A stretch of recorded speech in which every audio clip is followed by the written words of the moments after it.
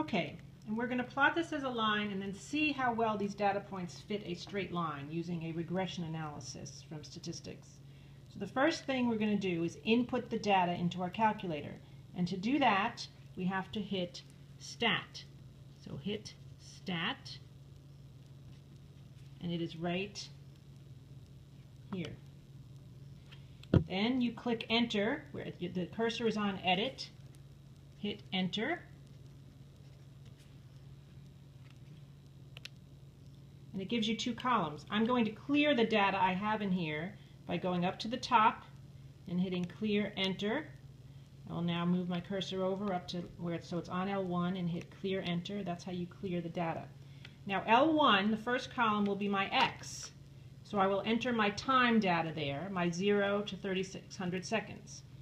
I hit 0, I hit Enter. I hit the next number, 120, I hit Enter. I hit 300, I hit Enter.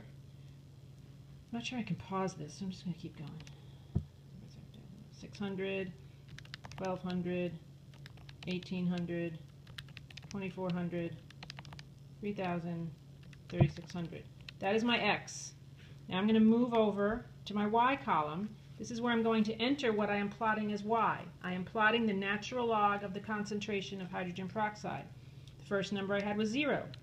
Then I had minus 0.0943. Then I had minus 0.248. Oopsies. Go back. Minus 0.527. Enter. Minus 0.994. Enter. Minus 1.514. Enter. Minus 2.04. Enter. Minus 2.5. Enter. Minus 3.00. Okay, that's my data. This should really be 3.0 minus 3.00. Oh, it just left it as that. Okay, so now I'm going to, the next thing, after then you enter your data. That's the next step. Enter data for X and Y. Your next step is to hit second and Y equals. This is a Y. So they are here. This is your second button. That blue one right here. I hit that. And now I'm going to hit Y equals, which is up here. This one.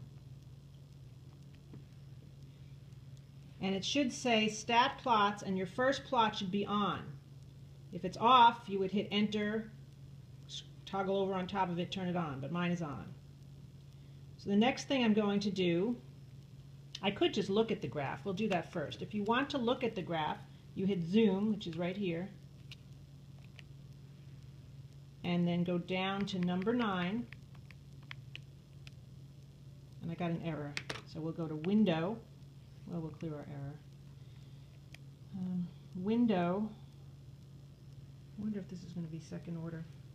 Anyway, let's do our linear regression.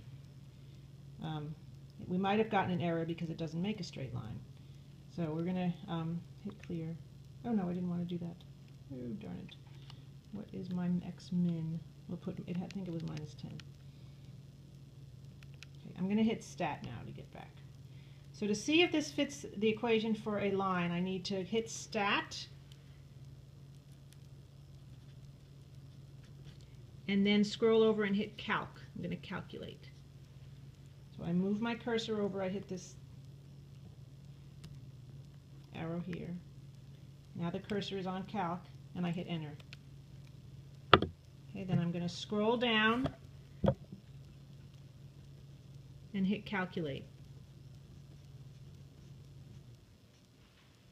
So I'm going to press this and scroll down until it's on Calculate, and then I hit Enter. No, I didn't want that one. Damn it. Okay, we're going to hit Stat again. I'm going to go to Calc. And then after you hit Calc, we need to go down to Linear Regression, which is number 4. So after you hit Calc, you go down to 4, which is Linear Regression,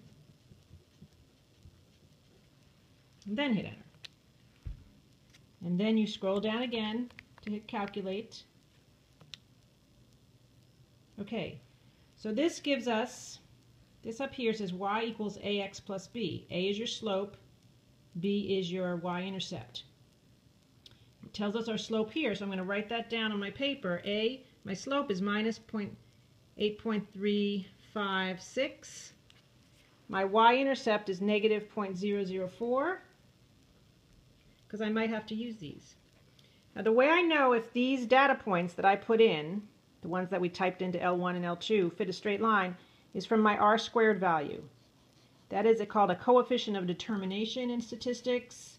The closer it is to 1, if it's close to 1, it tells you that those points fit a straight line very well. And 0.999 is pretty close to 1. 0.93, 0.95, 0.98, that would not be close to 1, but 3 nines is. So this is a good this data does fit the straight line, this data that we plotted, which was the constant, the natural log of H2O2 versus time. And since that comes from or fits this equation, that is a first order integrated rate law, that means this decomposition reaction is first order. So we'll write that down. It's first order in H2O2, which is our only reactant. Now, what are we going to do with this A and B that we wrote down? A was our slope, because it was y equals ax plus b. And if we go back to our equation here, the slope is minus k. So minus k, k being also our rate constant, equals minus 8.336, which means k equals 8.336. So now we know our rate constant. Okay? So if we were to write the form of the rate law, not the integrated rate law, that would be rate equals k, which is, now we know is 8.336 for this one,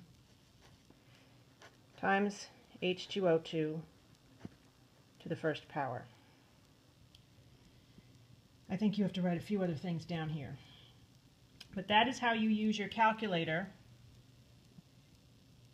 to figure out if it's a straight line. And it's much better to do this and look at r squared than to just look at the picture to see if it forms a straight line. I don't know why we got an error when we did that. We can try it again. Zoom. Yeah, I don't know. There's some data that's weird.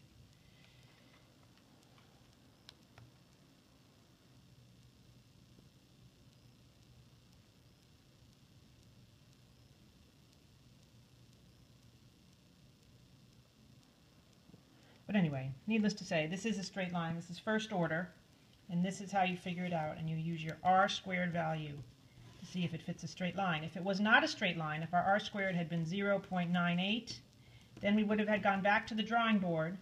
We would have calculated 1 over H2O2 concentration, plotted that versus time, and seen if it was second order.